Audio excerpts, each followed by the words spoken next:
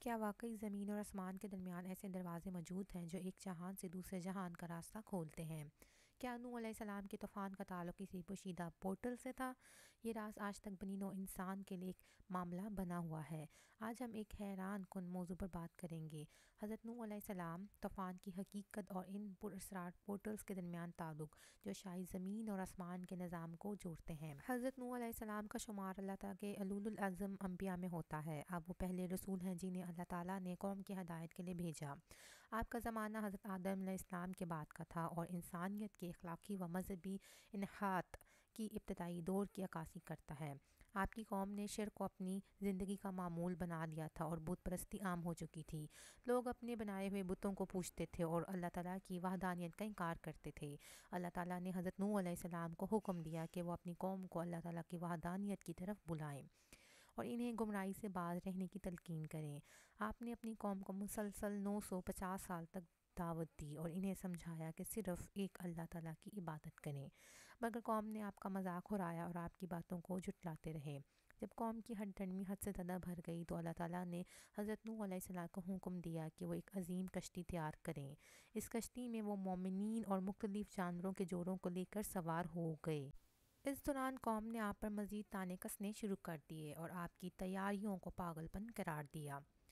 اللہ تعالیٰ کے حکم سے ایک دن زمین کے اندر موجود چشمے پھوٹ پڑے اور آسمان سے بارش کا نزول ہوا، بلکہ یہ قدرت کا ایک غیر معمولی مظہر تھا۔ زمین اور آسمان کے درمیان کا پورا نظام تبدیل ہو گیا اور پانی نے ہر طرف سے زمین کو گھیر لیا۔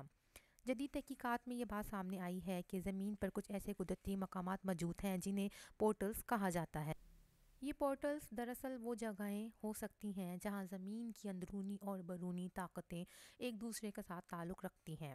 طوفان نوح کے وقت یہ نظریہ پیش کیا جاتا ہے کہ اللہ تعالیٰ کے حکم سے زمین کے یہ پورٹلز کھل گئے تھے جن کے ذریعے زیر زمین پانی اوپر کی سطح پر آیا۔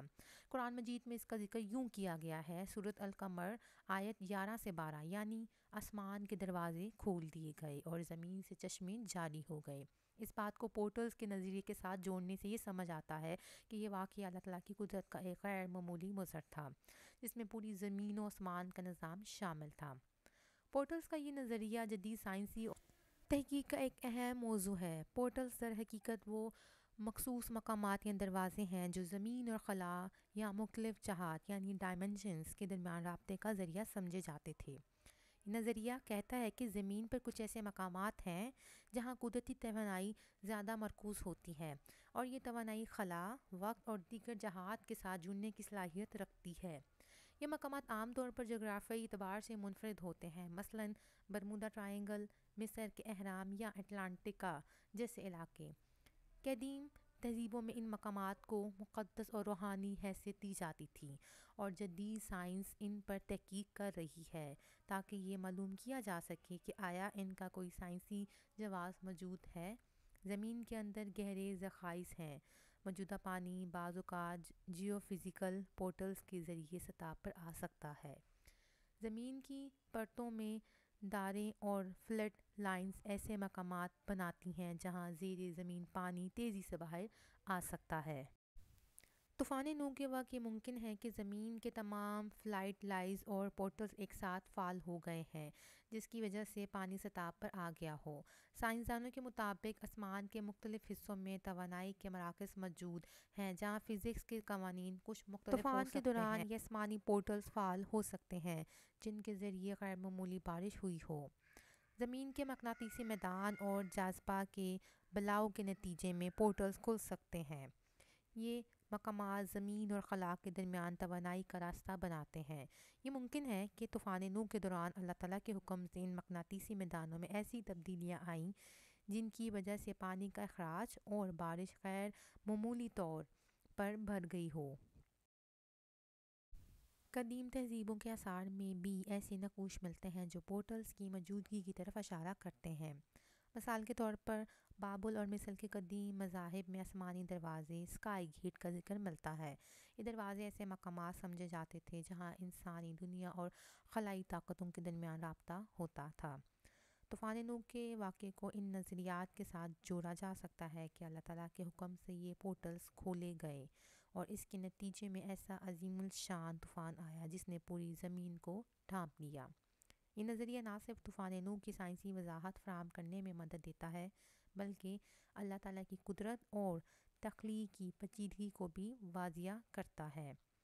یہ بات سمجھنے کی ضرورت ہے کہ اللہ تعالیٰ کی طاقت کائنات کے ہر ذرے پر حاوی ہے، چاہے وہ زمین کے اندر ہو یا خلا میں۔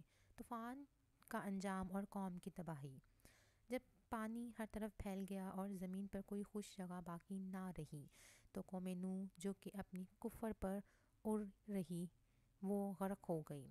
حضرت نوح علیہ السلام اور ان کے ساتھی جو کشتی میں سوار تھے اللہ تعالیٰ کے حکم سے محفوظ رہے اور کشتی کوہ جودی پر آ کر ٹھہر گئی۔ طوفان نوح کے اسباب۔ یہ واقعہ ہمیں سکھاتا ہے کہ اللہ تعالیٰ کی نافرمانی اور سرکشی کا انجام ہمیشہ تباہی ہوتا ہے۔ پورٹل کا ذکر ہمیں یہ سمجھانے میں مدد دیتا ہے کہ اللہ تعالیٰ کی قدرت ہر چیز پر حاوی ہے، چاہے وہ زمین کی اندرونی طاقتیں ہوں یا آسمان کا نظام۔